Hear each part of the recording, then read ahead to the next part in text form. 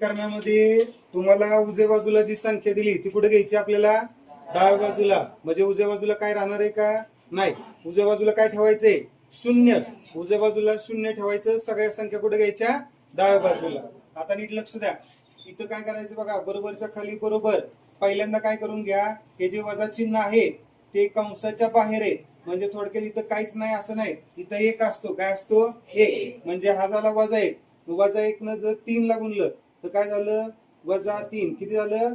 -3. आणि वजा वजा अधिक 1 ने x ला गुणलं अधिक x. आणि डाव्या बाजूला काय आहे? x वर्ग अधिक 5x. समजलं का? परत आता नीट लक्ष द्या रे. इथं x वर्ग तसाच राहील, अधिक 5x तसंच राहील. आता हे अधिक x इकडे गेल्या वजा x आणि वजा 3 इकडे आलं तर अधिक 3. उजव्या बाजूला काय राहिलं? शून्य. त्याच्यानंतर x वर्ग 5x वजा 1x किती आलं? 4x अधिक 3 बरोबर 0.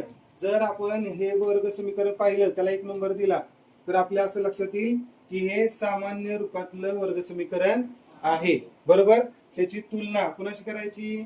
x वर्ग अधिक bx अधिक c बरोबर 0. त्याला इक्वेशन नंबर काय देता येईल? 2. बरोबर. आता पुढे सांगा, समीकरण 1 आणि 2 ची तुलना केली आपण. Compare equation 1 and 2.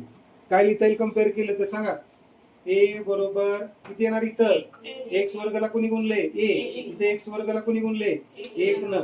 परत सांगा, इथं x ला कोणी गुणले? b न. इथे x ला 4 न. मग b ची किंमत किती आली? 4. त्यानंतर इथं c स्थिरांक आहे. वरच्या इक्वेशन मध्ये स्थिरांक कोण आहे? 3. मग c ची किंमत किती आली? 3. म्हणजे सामान्य रूपामध्ये वर्ग समीकरण काय आलं?